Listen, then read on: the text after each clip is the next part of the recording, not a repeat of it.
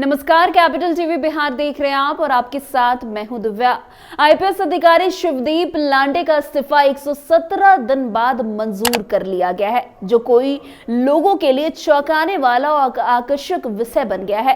राष्ट्रपति द्रौपदी मुर्मू ने 13 जनवरी 2025 को शिवदीप लांडे का इस्तीफा मंजूर किया और अब गृह विभाग ने 14 जनवरी को इस संबंध में आधिकारिक अधिसूचना जारी की।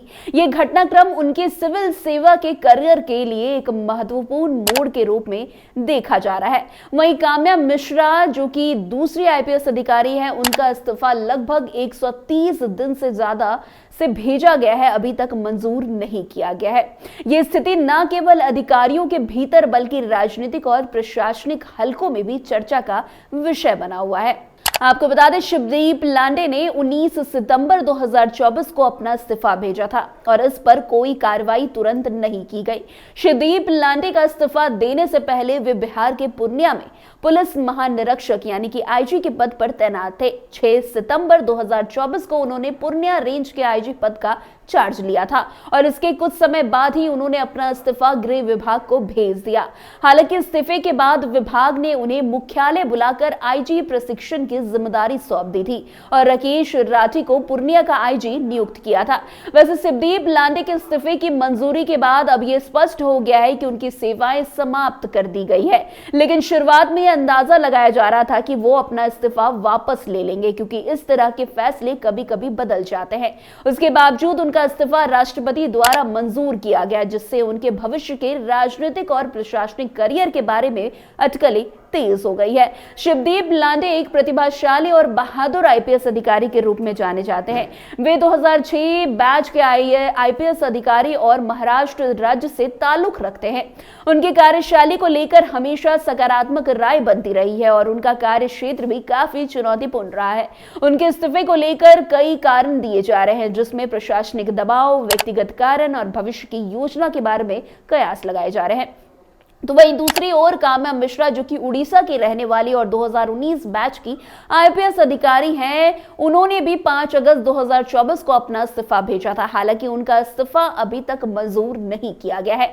इस प्रकार काम्या मिश्रा और शिवदीप लांडे के इस्तीफे की स्थिति में समानताएं हैं, लेकिन शिवदीप लांडे का इस्तीफा मंजूर होने के बाद काम्या मिश्रा की स्थिति पर भी सवाल उठ रहे हैं। क्या कारण हो सकता है कि उनके इस्तीफे पर अभी तक कोई निर्णय नहीं लिया गया है? क्या उनके इस्तीफे की मंजूरी में देरी को लेकर किसी प्रकार की राजनीतिक या प्रशासनिक शय है? यह सवाल प्रशासनिक और मीडिया हलकों में चर्चा का विषय बना हुआ है। वैसे काम्या मिश्रा के बारे में जानकारी दी जाती है कि उन्होंने एक साहसी और निष्ठावान अधिकारी के रूप में काम किया है। उनके द्वारा पुलिस सेवा में किए गए योगदान को हमेशा सराहाया गया है। ऐसे में उनके इस्तीफे को लेकर भी काफी तर्क और विमर्श किया जा रहा है।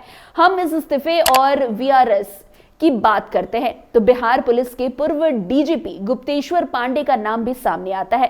गुप्तेश्वर पांडे ने 2009 में वीआरएस लिया था, लेकिन इसके बाद जब भाजपा ने उन्हें पार्टी से टिकट देने की पेशकश की तो वो वापस सेवा में लौट आए और अंततः डीजीपी के पद पर तैनात हुए। उनका ये उदाहरण एक ताजा मामला है, जिससे यह दिखता है कि कभी कभी अधिकारी अपनी सेवाएं वापस लेने के बाद फिर से सरकारी सेवा में वापस लौट आते हैं, यदि उनके करियर की दिशा बदलने की संभावना हो तो। वैसे गुप्तेश्वर पांडे की वापसी ने यह साबित कर दिया था कि किसी भी अधिकारी के इस्तीफे या वीआरएस के फैसले के पीछे कई व्यक्तिगत और राजनीतिक कारण हो सकते हैं। यही कारण है कि शिवदीप लांडे के इस्तीफे को लेकर के भी राजनीतिक और प्रशासनिक स्तर पर बहस चल रही है। वैसे आईपीएस अधिकारी के इस्तीफे और उनके निर्णय को लेकर प्रशासनिक और राजनीतिक दृष्टिकोण से कई पहलुओं पर विचार किया जाता है। कभी कभी अधिकारियों के इस्तीफे के बाद सरकार और संबंधित विभाग उनके भविष्य को लेकर योजनाएं बनाते हैं। यह भी हो सकता है कि अधिकारियों का इस्तीफा एक व्यक्तिगत निर्णय हो, लेकिन प्रशासनिक दबाव और सरकार की योजनाओं को देखते हुए इसे मंजूरी दे दी जाती है। इसके अलावा जब अधिकारी का इस्तीफा लंबी अवधि तक विचाराधीन रहता है तो इससे यह संकेत मिलता है कि शायद विभाग की ओर से इस्तीफे के संबंध में कोई विशेष विचार या रणनीति बन रही है। कभी कभी यह भी देखा गया है कि अधिकारियों को उनके इस्तीफे के बाद भी विभाग द्वारा वापस बुला लिया जाता है, जैसे कि शिवदीप लांडे के मामले में हुआ था। जब उन्हें आईजी प्रशिक्षण की जिम्मेदारी दी गई थी। वैसे आपको बता दें, शिवदीप लांडे और काम्या मिश्रा के इस्तीफे के मामलों ने एक बार फिर से भारतीय प्रशासनिक सेवा में इस्तीफे, वीआरएस और अधिकारियों के भविष्य को लेकर कई सवाल खड़े किए हैं। इन मामलों में प्रशासनिक, व्यक्तिगत और राजनीतिक कारणों का मिश्रण देखने को मिलता है। यहाँ एक ओर शिवदीप लांडे का इस्तीफा राष्ट्रपति द्वारा मंजूर कर लिया गया है, तो वहीं काम्या मिश्रा का इस्तीफा अभी भी लंबित है। गुप्तेश्वर पांडे के मामले को देखते हुए यह कहा जा सकता है कि किसी भी अधिकारी के करियर में बदलाव अचानक हो सकता है और वे अपनी सेवाओं में बदलाव करने के लिए स्वतंत्र होते हैं, चाहे वो इस्तीफा हो या वीआरएस। अंततः इन मामलों में यह महत्वपूर्ण होता है कि अधिकारी अपने निर्णय पर खड़े उतरे और अपनी सेवाएं समाज और देश के लिए कैसे आगे बढ़ाते हैं, चाहे वे सरकारी सेवा में हो या किसी अन्य क्षेत्र में। तो फिलहाल आज की इस खबर में इतना ही। अन्य खबरों में हमारे साथ ऐसे आगे बने रहें और देखते रहिए। तब तक के लिए कैपिटल टीवी बिहार। धन्यवाद।